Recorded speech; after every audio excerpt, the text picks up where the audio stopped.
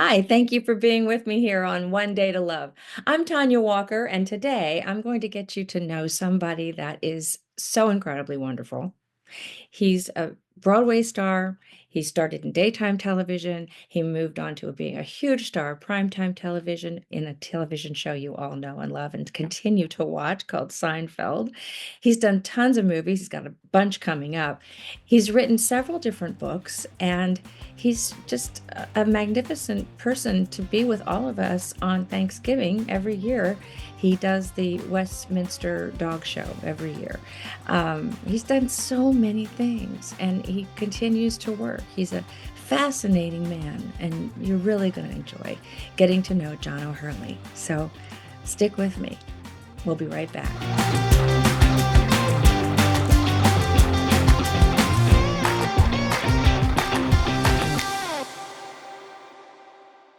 So, welcome, Jon O'Hurley. I'm so happy to see you. Thank you. Yeah. Nice to be with you. So happy to see you. You have had the most incredible career. It just, I'm so proud of you all the time. Every time I see you in anything. Um, God, I mean, I remember loving and all my children. And then you come out here, and then the next thing you know, you're doing a thousand different things that are enormous. And I'm so proud of you. I'm just really, really proud of you. I've known you a long time. Well, I came out to the West Coast because I knew I could move the decimal point over one spot. Yeah, I know, but you really did it too. You really, really did it. Um, so I looked up Jay Peterman, and I didn't know it was a real person. That's not only a real person, it's a real company. Is it Yeah. real? I mean, I know, but I mean a real. I know Jordan Peterson, but the company I didn't know anything about. So, hmm so I looked into that when I saw that you had actually bought into it, right?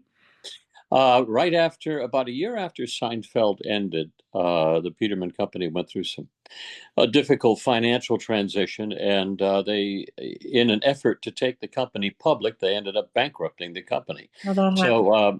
So he called me about a year later and said, I've got the intellectual property back. Would you like to put the company back together again under our parallel strengths, since he and I are basically joined at the wrists and ankles for the rest of our lives? You are. And so I said, sure. So I wrote him a large check. And for 20, 30 plus years, I have owned the J. Peterman Company. Now tell me what do they do? Well, they make, I would call it one of a kind style adventure wear. Um, I heard about the everything has a story and a history, or an attachment to something significant. like the Urban Uh, Sombrero. like the well, not that was our parody of the cover. Yeah, but yeah, no, it's beautiful. It's beautiful, beautiful clothing, and sometimes a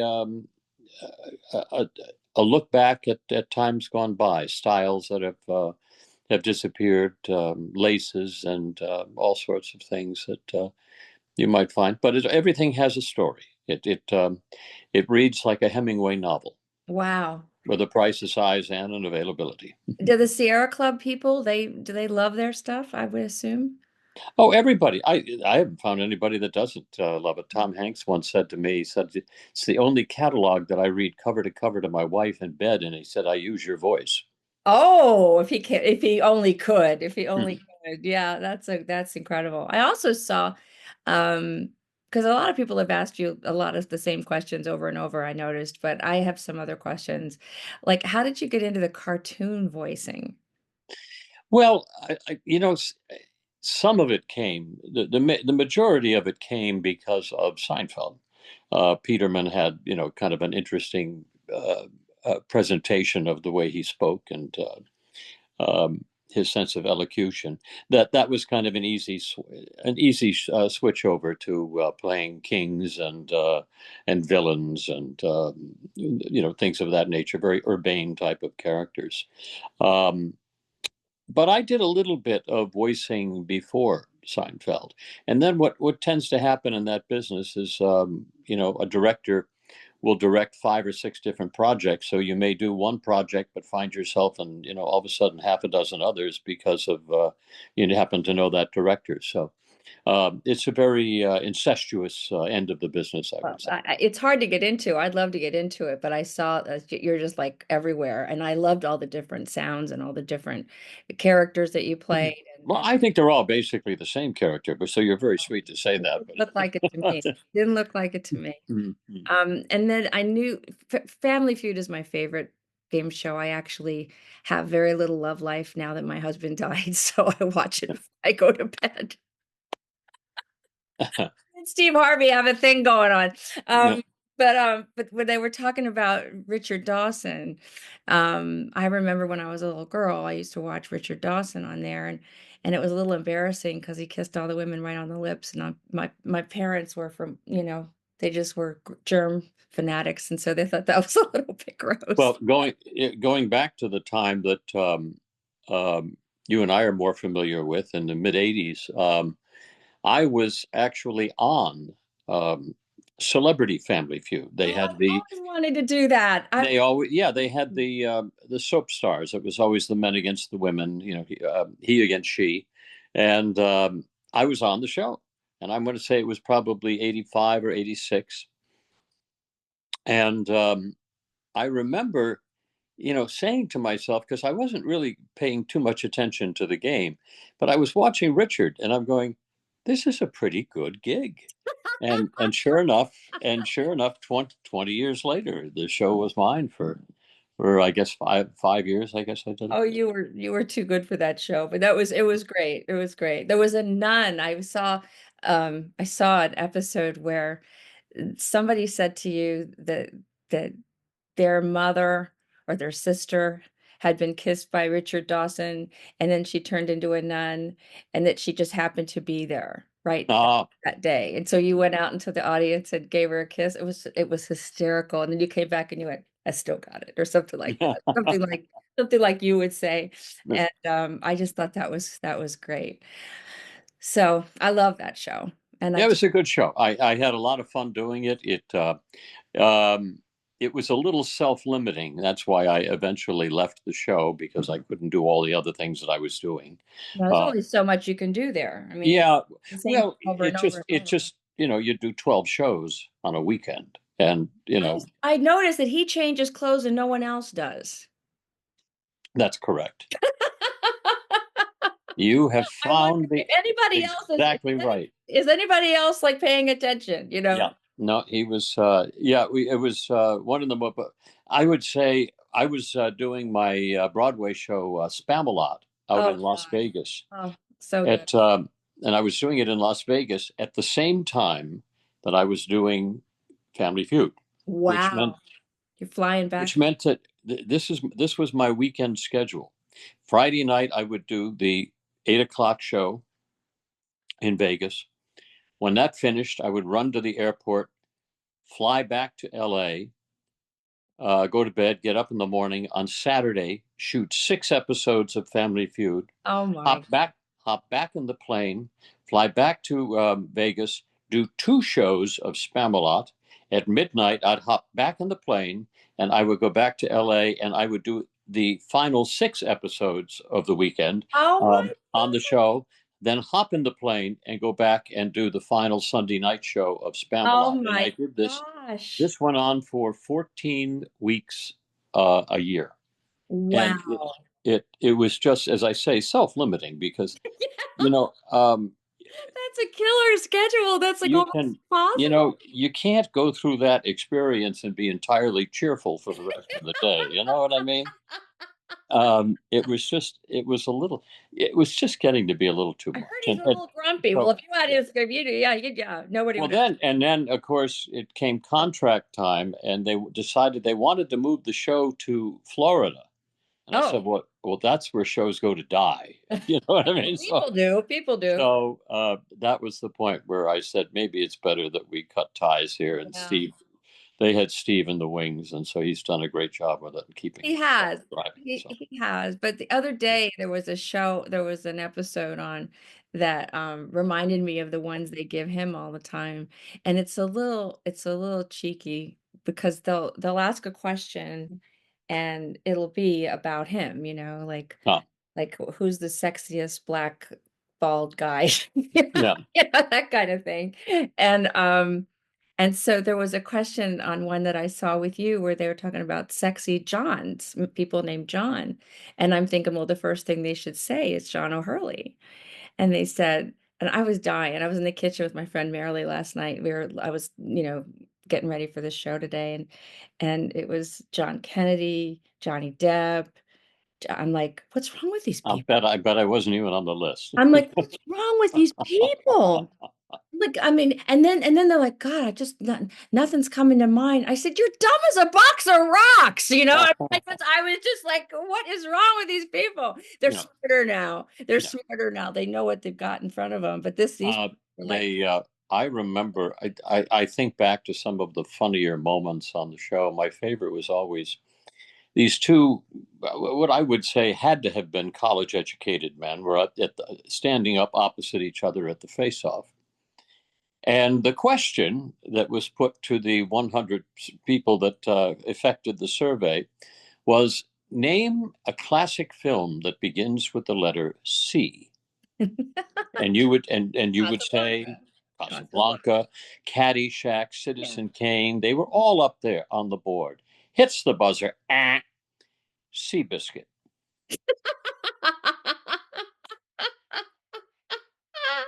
You can't make that up. I mean, Definitely, that is just too fun. those are college educated people. That is I somehow you get into Well, they're the standing there looking at you, and you look like a zillion bucks, yeah. and they're going, God, God, you mind. People just it's yeah, they can't it's the idea of being on television that makes everybody a deer in the headlights. Yeah, I guess so. Yeah. I guess so. But fun show. I mean, it really was. It was like a cocktail party. Yeah, And and as I say, if it wasn't as difficult a filming format combined with the other things that I was doing, I probably would really? have I mean, continued. nobody could do that, John. I mean, you Well, that couldn't was do that. just, I mean, that was just too much. It was just, and then the show, I mean, Spamalot itself is like an aerobics class It because is. I don't know how they do I'm that. wearing 40 pounds of chainmail, and a 20-pound sword, um, and And spandex to boot. and all spandex, and then Yeah, yeah, and and then hopping across a Hampshire field with led by my compadre there, who's got a set of coconuts. oh geez. And I love that show. I love yeah, that show. But yeah. my favorite thing that you were in was Chicago because Oh, thanks. I've always Yeah, that. I've always I've done. Yeah, I did a couple. I've done a couple thousand performances of that. Yeah. it's meant for you. I mean, it's I really like started they wrote in. that for you. Well, they revived it for me. Mm. I don't know if they wrote it, but 2006. Yeah, it was about 20 years ago that I started that show, and That wasn't it's 20 years ago. It just seemed like it was it 20. just seems like it. It it's I fun. can't It's believe funny. it. I say things to people all the time, like I've been friends with that person for 20 years. And then I'll go, wait a minute, it's 40 years. Yeah, How the hell did that happen? And I really don't know how it happened. I I came to New York in 1981, which yeah, was actually I think it's more than 40 years ago, it's crazy. and Crazy because I'm it's still tough to believe 45. that you If can. anybody asks, I'm still 45 on the inside. And I'll be I'm there. 40. It's funny. My mental age is 42. I think I stopped maturing at 42. Uh, and I kind of kept my at least activity level to about that too. So Yeah, I'm yeah, the 42 is my We're the age same I age. kind of have chronologically in my head. I have no idea where these other years went or what happened.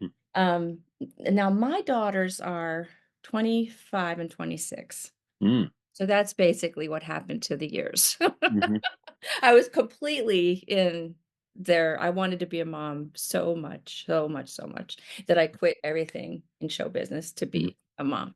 hmm And it was the greatest thing I ever did, of course. hmm Of Um, course, I have an 18-year-old son, so I can certainly agree with you. I saw him when he was little, but I haven't seen him since he was Well, big. he's 6'3" and quite a gentleman, and I bet. he's doing very well. He's heading off to Baylor in aviation next year. So Oh, he is. Yeah. So we will lose him. I would say.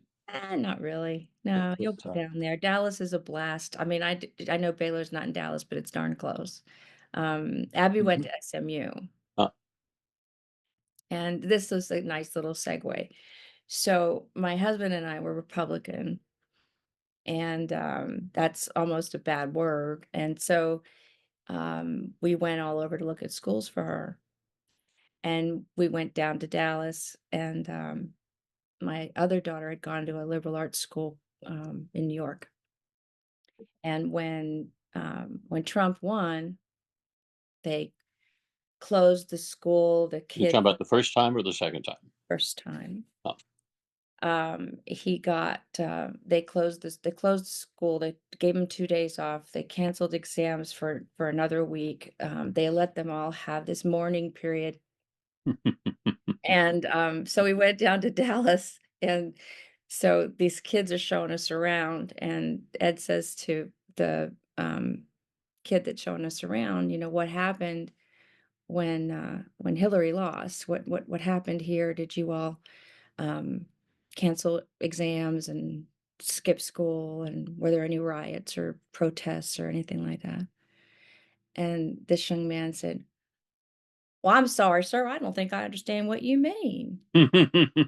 And he said, "Well, was there any pushback from the students or the school people in charge of the school?" And he goes, "Oh, no, sir. No, sir. No, sir. No, sir. We don't stop exams for any reason really here, sir." And so then we noticed that there were like these little American flags, like 100 of them in this big like field. And Ed turned to Abby and he said, "You can go here."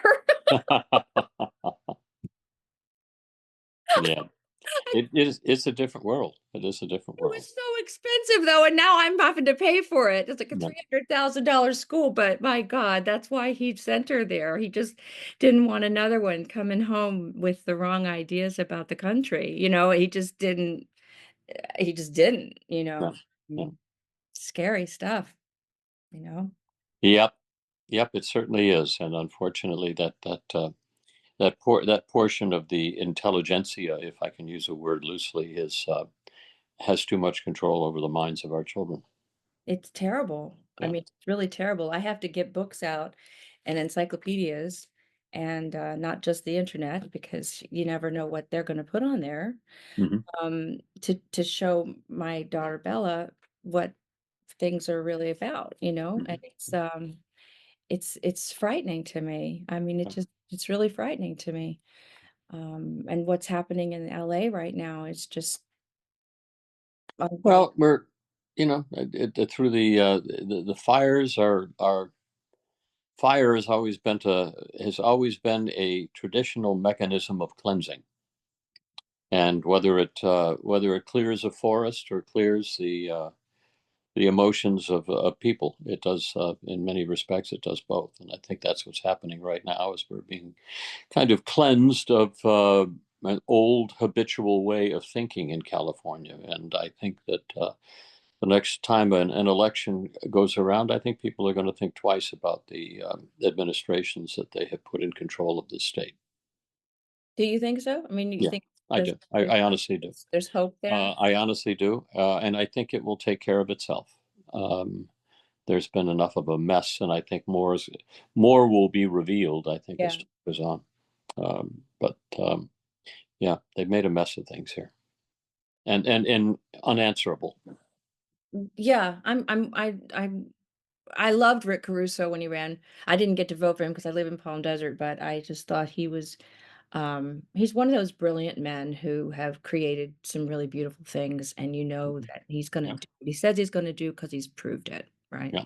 No, no. So He has that same Trumpian idea. There are men that are capable of doing things on a grand scale, and he's one of them. yeah, and I love the Grove. It's fantastic. It turned a part of Los Angeles. It was really crummy into this really beautiful place that you want to Mhm. take everybody that comes to visit, and it snows at Christmas time, and it's just the coolest thing. And when he shoehorned that Pacific Palisades um, recreation, shopping, restaurant, beautiful area with a park. And truly, he did shoehorn it in there because if you would have asked me, I mean, all the houses are close together. Hmm. There's no place to put a mall. You know, Hmm. I mean, Hmm. what are you kidding me? And he just did. He just created it, and it just is so beautiful that it doesn't look like he shoehorned it in there, but I know that he did because there wasn't any land. I mean, it was just like it just didn't look like there was any room for anything. Hmm. Yeah. And when I went to see it, I went to dinner up there once with some friends from Connecticut whose daughter is in real estate in the Palisades, and I was amazed how nice it was. Yeah. It reminded me of where I lived in Connecticut, and I know you love Connecticut, and I love Connecticut. Spent many, Um, many years in Connecticut. Yeah, I just still love Connecticut, and so it reminds me of that, it's Hmm. got that pristine black and white, Hmm. just it's just beautiful, so Yeah. beautiful, and Yeah. it's just amazing. I'm so happy that it's still standing and that he was able Well, he to. took great he went to great extremes to make sure that it was. Yeah. Well, I'm devastated because I just love that part of town, and I love the beach, of course, the Malibu area. And I have so many people that I know that, and and we all know that are really suffering as a result of this. And then the inability to get insurance. I mean, I don't. Hmm. What do you think of people are going to do? Well, it's going to be very difficult um, on a short-term scale to do much about it. It's going to be an enormous project of rehabilitation of how do you clean everything out of there. I mean, there is, it's just the demolition work alone that's going to be necessary on all of those the miles and miles of beaches up in Malibu, and all of the the plots left in the Palisades are going to demand an enormous Clean. workload of just getting everything back to neutral so that they can begin to think about rebuilding again, because it's as I say, or as many people have said, the bomb went off and it just leveled everything. Mhm. I have a friend who called me from Florida who's a naturopath person who's very concerned about the air people breathe and things like that. Hmm.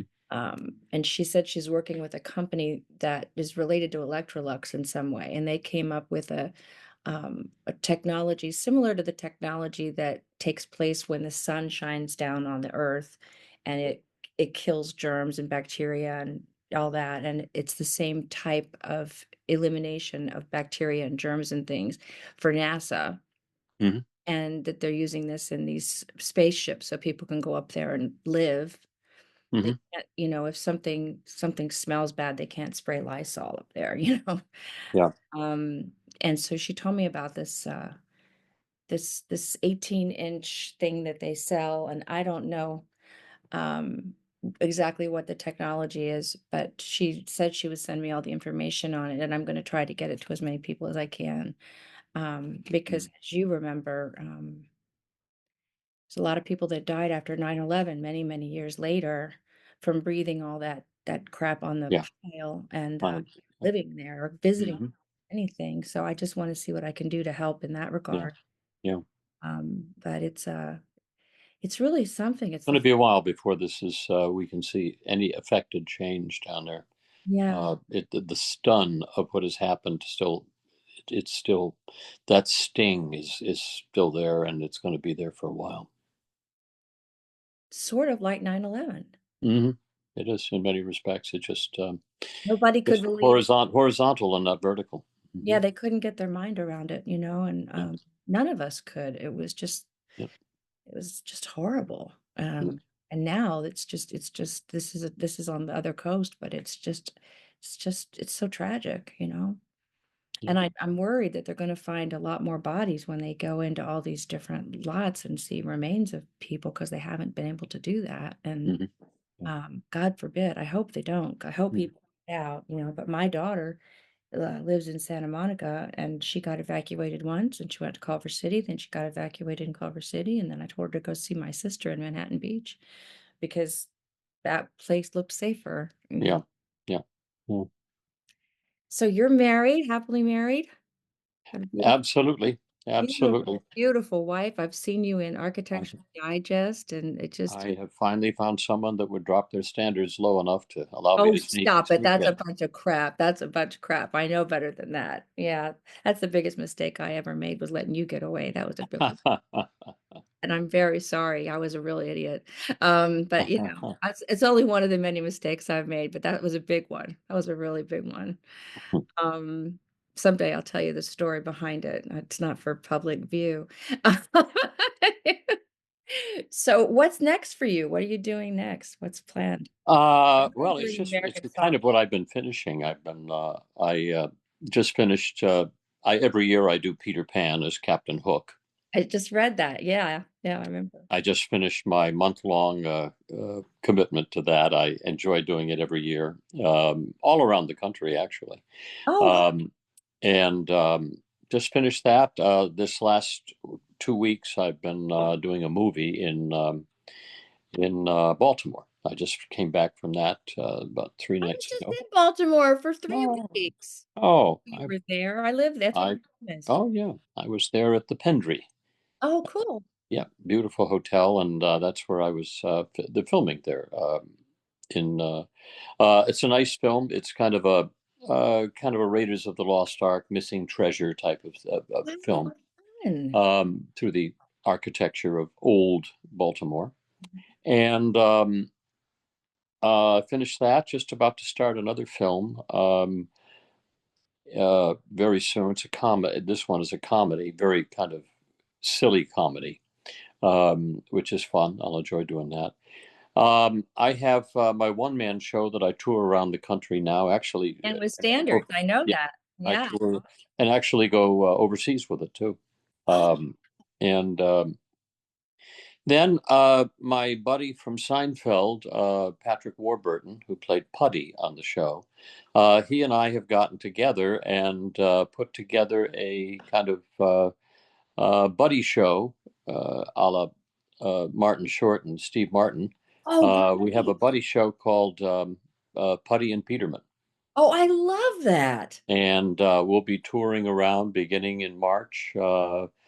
Each kind of, he takes first act, I take second act, then we come out on stage and do a little kind of fun together and Q&A. And so it's been picked up in 10 different places already, so apparently there's a lot of interest. So we're Cool. going to do that together. And well, I've always I've got a lot of little things. I have to keep working. I mean, I don't know what I'd retire from, so I understand. Yeah. because I don't know what it is that I do. So Oh, I do.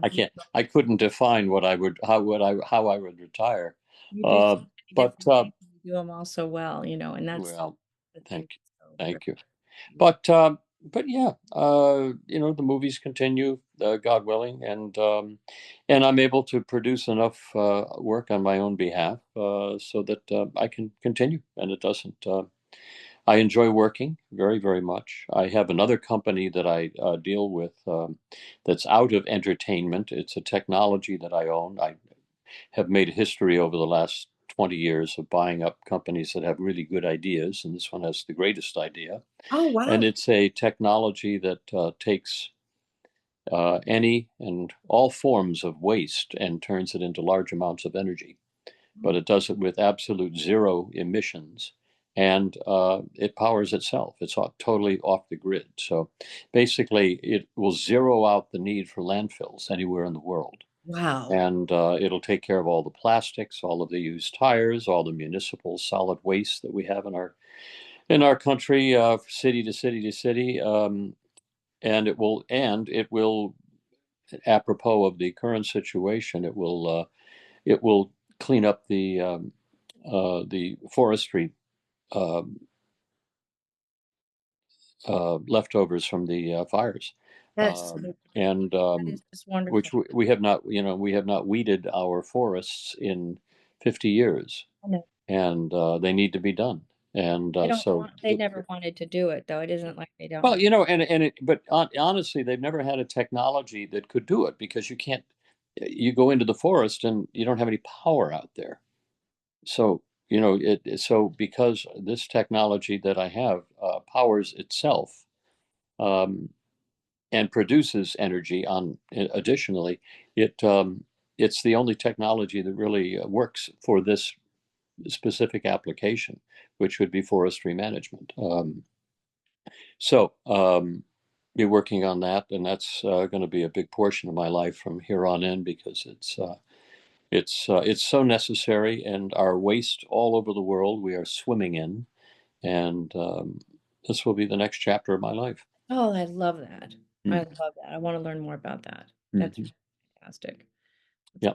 If you go to goldsealindustries.com, goldsealindustries.com, you'll see a very easy explanation for what we do and all of the applications. As I say, it's really limitless in terms of the different feedstocks that it will handle and to do. It does the same thing to all of them. It just processes it, turns it into a synthetic gas, which is then used to either create electricity or liquid fuel.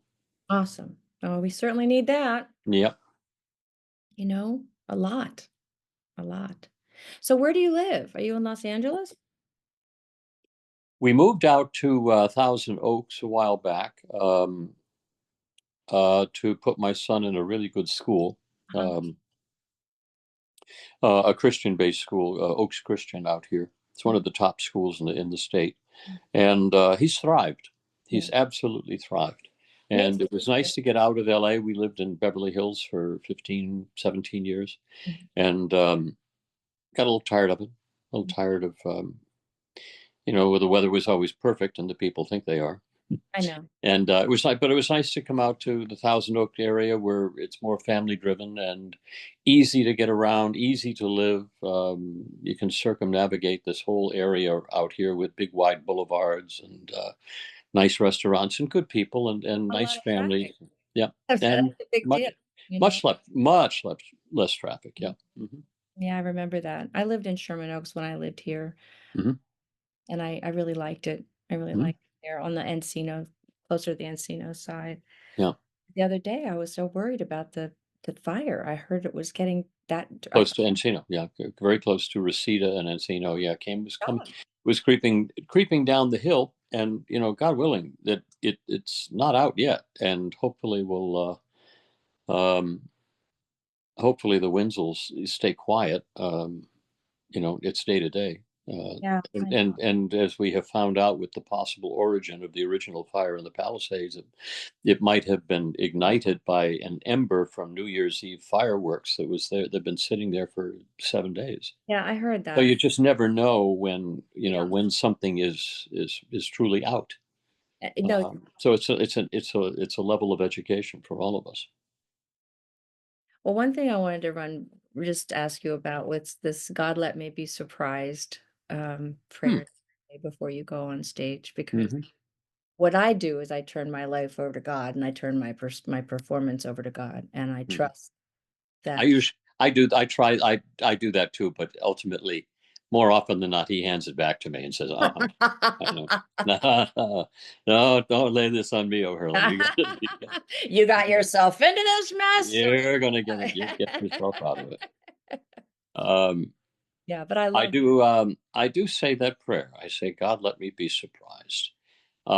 Because what it does for me is it draws my attention to the higher power, and just as importantly, it keeps me relaxed and available on stage, so that I'm actually looking into the eyes of other people genuinely and waiting for my surprise. I know what I'm going to say. I just don't know why I'm going to say it yet. And Right, you're going to let me know why I'm going to say it. And right. so it drives the other actors bullshit because they know I'm looking at them and they know they can't phone it in because I'll sit there and wait Me too. until and so it's yeah. I always, no matter what I'm doing, I always begin. Even Family Feud, I would begin with that prayer. Yeah, God, let me be surprised. and I love putting the focus on something besides me. Hmm. focuses on me, it's going to stay. Well, for me, it was a big cure actually, because when I began uh, theater, as even as a youngster, I had an enormous level of stage fright. Really? And it was because it meant too much to me. Uh-huh. Yeah, I mean, at the age of 3, people would say, "What do you want to be when you grow up?" And I'm still soiling diapers at the rate of 6 a day, so I don't know that I had a concrete career objective, but I would point to the black and white TV in the corner of the room, and I would say, "Well, I am an actor, so that's what I'm going to be." Yeah, I And did. I knew it. And every time I I did. I watched did. television, Mm, I watched and I knew that I was supposed to be an actor. me too. So for me, I was always connecting, just trying to connect the dots. And unfortunately, it came with a level of anxiety that was insurmountable. I mean, even my early years in New York, on Broadway and what have you, just I was scared. Hands were shaking, and I mean, a level of anxiety that I said to myself, I can't. I've got to quit the business because I can't continue to live this way and have this be how I make my living. I said, I'll be suicidal. So that's where that prayer, God, let me be surprised. I just decided I was going to throw the performance away and just go out there and have fun and look for my surprise. So to say that, I mean, for an example, Billy Flynn in Chicago, the musical that I've been doing for 2,000 plus performances, to say that it's 2,000 times richer than when I started the show back in 2005 or 6 is an honest statement, because every night something else happened that deepened and um, spread the role out farther across the stage, so that it was just an all-encompassing thing when I came on stage. And I mean, it was it was pretty powerful for me. I've never Uh, done a part in a play for that length of time. mm, And the thing that I loved about being on daytime was that first they gave me a lot of latitude on mhm, what on One Life to Live. I got to do just about everything that anybody could ever want to do. mm, But but to be able to continue to create that person and mhm. aspects of that person was truly like creating another human being. And and I Yeah, it love really is. Yeah, daytime is a wonderful gift that way, isn't and it? I It loved really it. is. You Yeah. know, I love this next chapter of her life, this next part of her personality, just like my own, you know. I Um, hopped. I hopped more from show to show to show than you did. yeah, Um, I started off on Edge of Night, went to Loving, and then All My Children, and then I guess came out to L.A. and did Young and the Restless for a long time, and then finished up on Santa Barbara, and that's when I pulled the plug. Um, but I did a lot of different. I was the first twin brothers on daytime before David Canary was. really. Yeah, I was the twin brother. They tried it out over on Loving to see if they could get the technology down of getting that whole I idea didn't of know having a that. That's second. Yeah. fascinating. So I was, yeah, and you know who was my body double? You had to have body double because No, you had to have fist fights with yourself. no. Well, they had to find somebody that was my hair was still black at the time, or pretty black, pretty well black. Um, but they had to find somebody my height and kind of carried his weight the way I did, and so they found this guy out at this guy down at the Limelight club, nightclub I down remember in that place. sure, it was the old church that had been turned into a nightclub. Terrible. He was the head of security down there, but Really? yeah, he was the head of security down there. But he kind of looked like me. But unfortunately, every time he opened his mouth, everything was like this. It was kind of a decent. So and then he would say all my lines, one character's lines, and I would answer him with the other character's lines, and you understand how that works. And and he was so bad. I finally said to the producers, I said, just tell him to shut up, please, because I said, just And be I as heard nice as him. you can. I said, he's killing me. It's like I can't possibly, Can't even react to focus. that without I can't. reacting to that. Yeah, Right. everything was like this, and So when we would finish the scene, he would say, "Well, I guess they're finished with me, so I'm going back down to my dressing room and finish my play." I said, "Finish your play?" He says, "Yeah, I'm writing a play about my life." I said, "I said, well, good for you." Good luck. And I said, it was Chazz Palminteri, and he was writing Bronx Tale. No way. Yeah, I love that man. isn't that a funny story? I love that man. I know he and his wife really well. They lived close to me when I Yeah, lived in Connecticut. yeah, not a funny story. I love that story. Yeah, And he's a great guy, yeah. Oh, he's a lovely but guy. he still But for talks like but that. for He still does. oh, He it's still talks everything. like that. So, but the funny thing was, this went on for, gosh, I think I kept the second character alive for a year and a half. So Really? he had a wonderful little job I for, guess so. yeah, and uh, so it was yeah, it A was lot older very than you, fun. but he's tall and he yeah, I can see how you could At do the time, if you looked at us from behind, it was pretty similar. be darn. The So dark hair, yep, so how do same. they do that? How do they do that? They Well, they shoot over. All they're doing is just catching.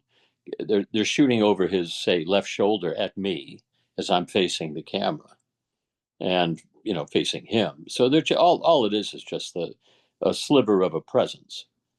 But if you're doing fist fights and stuff like that, you gotta. It's just he has to make sure that he's keeping his side profile and the back of his head in camera view rather than his face. lot of dancing. I mean, that's a lot, that's a lot of choreography with that. Yeah, it was a lot of fun. It was a lot of fun. Yeah, I bet it A lot of was. fun. But it was tough to go home every night and have and where normally the demands of learning as many lines as you have to day to day to day to day, but when you go home and you realize that you have all of those lines times two, and you would come in the next day and you had to basically have your own character. And what they would do is they would film one character during the day while everybody was there, and they would wait after that, and then they would film the other characters so they didn't go into Yep. overtime too deeply. So you had a little bit more time, but not I much. did, and by the way, I got paid for each character. Well done. Yeah. Well done. That's nice. The other character only got scale though. I thought that was. Oh, baloney. So I used to answer that. I said, well, if I wasn't a scale actor, you would have gotten a better performance out of That's a good line. I have to keep that in it. mind. So, do you ever get tired when you're doing a play and you're playing the same part over and over and over and over again? Well, I'll give you Yeah, an example of one that tell just me. Tell me about that. I did recently. It was, as I look over the last 45 years, the most difficult thing I've ever done was a play that I did last year ago, September. And it was called Every Brilliant Thing. It's a play that originated in London, and it's an unusual presentation. It's a one man show, but it's interactive with the audience, and it's about suicide, and it's about one person's um, dealing with the multi attempts of his mother to commit suicide. Wow. And so it's an interactive play because it's called Every Brilliant Thing. And so the premise of the show is that I've come up with over my life as I mature, as with the demonstration of my mother's penchant for suicide, um, I come up with all of these reasons for her to stay alive. And ultimately I fail, My God, this is so but sad. it's called a million. Yeah, Every Brilliant Thing, and he comes up with them, supposedly a million of them. But every time he shouts out a number, someone in the audience has a slip of paper upon which is written a description of something that is worth living for. Wow. So, number 1064, chocolate chip ice cream. That's all it was, but it was like, but so you have to remember not only the word, not only the number, but what they're saying. and then you're continuing with the script as well. So it becomes a numerical exercise as well as it becomes a theatrical exercise of trying to Say remember the it, lines or and do the story. do they say Well, it to you? Do they say? what's that? Do they say it to you? Does the Yes, audience they open they say it to the theater, they scream it, and so it's interactive in that. So it's a fascinating tapestry of little things that are worth living for. And I said to myself, why did I do this? I said, I've never taken a project that was as difficult as this, and I only had 3 weeks to really prepare it. And every night was I had to read through the entire script. I could never assume that I knew it. And then one day, the week before the show ended, I got a letter backstage, and it was from a little boy in high school. Not a little boy, but he was a junior, I believe. And he said, "I want to commend you. I just wanted to." He said, I'm a thespian, your fellow thespian." He said, "I want to just congratulate you on your performance. I came to see you the other night." And he said, "I'm doing a play right now, and I have one of the leads in the play." And he said, "And I have been thinking of killing myself." He said, "But I wanted to wait until the play ended before I did it because I didn't want the cast to be so upset that they would cancel the play."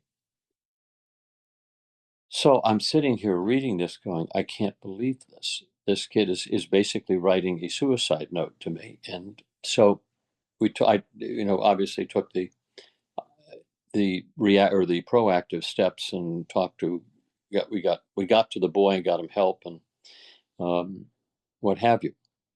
But it's funny because then I said to myself, you have been for the last month and a half wondering the reason that you were supposed to do this play. He said, that's the reason. That was the reason. It was just that one kid. I saved one kid's life. that you I think about it. I go, wow, I couldn't find another reason because the show was just too damn difficult. um, I don't know that I would ever take the project again because it was dying to just read too it? much. I'm Yeah, dying. I love it's called, yeah, it's called Every Brilliant Thing. It really is. It's a wonderfully instructive piece, and it's very very funny too. It's a darkly comedic piece. really. So yeah, and it's yeah, it was really That really matters, John. yeah, yeah, You yeah. know, It was the first time we do theater. certain things and they really, really matter, and there's other things we do and it's more entertainment and it's Yeah. Hmm. so happy, but there's some things that really, really matter. And Well, when you think about the fact that yeah, somebody is actually and has the mental wherewithal to be in that much pain, but in that much sense of self-awareness where he decides he must sit down and write a letter to me. yeah, And it would basically exposing, his is it? mental illness and hoping that I would take control of it and help him. And essentially that's what you end up doing. And Even if he but didn't. it was fascinating that, as I looked for a reason as to why I was doing it, that was it. Yeah. Yeah. So in general, you still really like doing theater more than anything else? Well, I love doing, I like doing Billy Flynn, and I'll tell you why. I like knowing that I have a great place to go on Broadway every night. At 8 o'clock, the curtain rises, and I know something the audience doesn't know, that they are going to be standing on their feet cheering in 2.5 hours. Yeah. And at 10:30, I'm right. 2.5 hours later, they are standing on their feet, they are cheering, and at 10:45, I am sitting at my favorite restaurant and I'm having my dinner. And Where's I where's your love the lifestyle. I'm addicted to the lifestyle. I love it. favorite? I'd like that too. Yeah, I I stay up till midnight and wake up at 9 o'clock the following morning. You have your whole day free and just relax and then go to the show at night. That's nice. It's a great way to live. I had 5 kids for several years, and Mm. Ed had three, and we had two, and he died in 2000 at the end of 2018, and I Mhm. was freaked out and even though I knew he had cancer and we were working on it for 4 years trying to get him well, um, it just hasn't been easy for me to get to I'm move sure. on much. And I came out here with the girls and I bought a house here because I couldn't afford a house in LA that I Mm. would live in. I could have, but it would have been $1 million shack. Mhm. I just can't Yeah. get over how the shacks cost millions of dollars there. Yes, I know. Isn't it Um, something? yeah, so then we had the pandemic for a couple years, and I've worked a little bit. I worked with PureFlix, which I loved to doing. I did a Destination Heaven episode with Harry Lennox and Doug Jones, who's just incredible. And I've been writing a lot Hmm. for years now. I've been working on a project with somebody in Quebec, so we have 10 hours of a limited series. Hmm. But I find writing very lonely. I need to be around people, and It's meant to be lonely. yeah, it's really lonely, you know. Between you and it, yeah, I've written 3 books. I know. I know you have. It's I awful. just hope It's you an can help. it's an awful, awful, I'm awful. glad to hear you say that because I just hated it. And I'm like once I get into it, I'm doing something great. And I'm really happy that he's on the screen to share it with. But golly, 4 hours, 5 hours out of your day every single day for And like you have to commit to it, or every it single, just. and Yeah. I just went, okay, I'm writing the my comedy show right now, and it's just it ain't funny. it's it's anything but funny, but it's necessary. yeah, And really a discipline that's yeah. not nobody realizes how much pain it causes you Mhm. because I was alone all the time, and I'm not married and my kids aren't here and I'm there for like 4 hours a day every day. I'm like, God, I'm not making any money and this is really lonesome, Mhm. so we're getting back into it soon and we'll be Mhm. finishing it up and hopefully selling it. But I did produce a film. Then I found this kid named Zac Efron that nobody had ever heard of, and I put him in the lead, and that was in 2007. So that movie made a lot of money. That was a good thing. Mhm. It was called The Derby Stallion. It was a Mhm. Mhm. family film. But since I've been out here, I haven't really been able to work. I've had a hard time getting in the door places because I got canceled from General Hospital for saying hashtag stand for the anthem. Um, Mhm. yeah, yeah. So I've really had that cancel culture thing happen. And Oh, so I've been living with it. I've been living with it. I've Yep. lost so many friends, and But you keep working. I'm having trouble with oh, that. I have to create it myself. I have to Yeah. create it myself. Yeah. Yeah, Well, okay, it's the well, only you're way it works. inspiring me because Yeah. I I need to get back out there and do things Mhm. myself too. But it's really I miss working, I Yeah. love and it's what I knew I was supposed to do since I was 3 also. Mhm. So, you inspire me. Good. Yeah, it is good. It is good. What does your son want to be when he grows up? Oh, he's already decided he's going into aviation. In Been what way though? he's been piloting since he was 15 years old, Oh, he flies. and he gets his license sometime within the next month or two. Awesome. So he'll be going to Baylor in aviation. He Isn't that was great? yeah, and he got the presidential scholarship to Baylor. So Wow. yeah, so he's set. He has a beeline, and he's got his passion the same way I had mine, and his is flying with the birds. Oh, that's wonderful. Yeah. Well, he's going to be very successful and he's got a great dad and a great mom, I'm sure. And I'm really Yep. happy. Well, she's a better mom than I am a dad. So Well, that's the right thing to say. yeah. Listen, I've loved talking to you. It's Thank really, you, my dear. It was great to talk to you. I hope this is assembly. You can assemble this into something. of course, it's already done, I'm sure. And the other thing I have to tell you is I do, and I've told you this before, I watch you on that Westminster Ah, yes, we have every single yeah, solitary year. And we 23 years we're doing it as now. much as we do the Macy's Day Parade, it's part of our lives, just like everybody else. But and I'm always like, Amazing. It's he's amazing my, how he's my, ridiculously successful it's been. 30 million people. yeah, but we And love, yeah, it's amazing. we I love, just, all love dogs. yeah. Great to talk with you, dear. Honey, God bless. Thanks for your time. All right, sweetheart. Take care. Well, that was pretty wonderful. Thank you, John, for being with us today. We all really loved you. And everybody at home, how great was he? He's just incredible. Keep your eyes open. He's going to continue to do, he's writing, he's singing, he's doing films. He's got one-man shows. He's on Broadway. Just keep your eye on Jon O'Hurley. He will continue to surprise you and entertain you. And don't forget about his incredible invention that he's a part of, the technology about turning waste into energy. It could really help save so many of us in the world and make a huge contribution. So he's not only making a huge contribution in science and to the world as an entrepreneur, but he's an incredible artist. So I'm really grateful that he was here today and that you got to see him. Thank you, Jon, for doing the show. And thank you, everybody, for watching. And if you liked, please remember to subscribe and like below. Take care. God bless you. Bye-bye.